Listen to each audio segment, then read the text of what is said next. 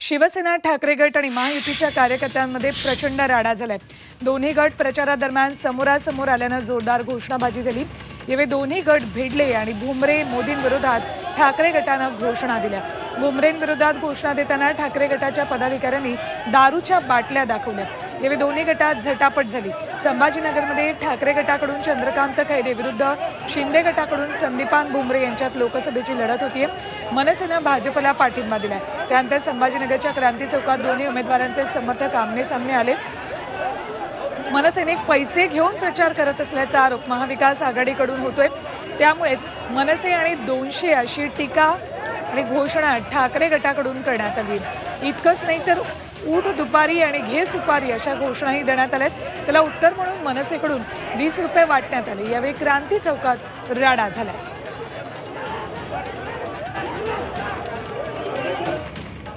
अमृत नोनी गॅस्ट्रिन, अपचन, ऍसिडिटी, गॅस्ट्रबल ह्यापैकी तुम्हाला कुठलाही गॅस्ट्रिक प्रॉब्लेम झाला, उपाय एकच, अमृत नोनी गॅस्ट्रिन। जर आमच्यावर हात उचलला तर हात तोडून टाकू, जे व्हायचं ते होईल। काय झालं? का घडला हा प्रकार?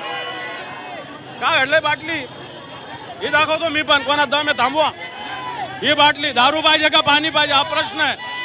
ही दारू भुमरे दारू विकतात का नाही विकतात सांगा। त्यांनी व्यवसाय सांगितला मला दारू, तर लोकांना दारू पाहिजे का पाणी पाहिजे?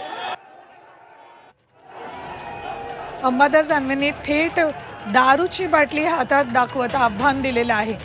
दुसरीकडे मनसेचे कार्यकर्ते सुद्धा इथे आपल्याला दिसत आहेत। महायुती आणि महाविकास आघाडीच्या दोन्ही उमेदवारांच्या प्रचार रॅलीसाठी म्हणून एकाच ठिकाणाहून सुरुवात होणार होती। दोन्ही गटांना वेगवेगळ्या वेळ पोलिसांकडून देण्यात आला होता, मात्र तरी सुद्धा खबरदारी घेणंही आवश्यक होतं। ही खबरदारी कदाचित न घेतल्यामुळेच हे दोन्ही गट एकाच वेळेला इथे पोहोचले आणि मोठ्या प्रमाणात कार्यकर्ते या ठिकाणी आल्यानंतर जोरदार घोषणाबाजीला सुरुवात झाली। आणि स्वाभाविक आहे या घोषणाबाजीचं पर्यवसन बाचाबाची मध्ये होणार होतं, मात्र ते बाचाबाचीच्या पुढे जाऊन हाणामारीत झालं। अखेर पोलिसांनी तातडीनं हा वाद, हा तणाव इथे निवळण्याचा प्रयत्न केलाय।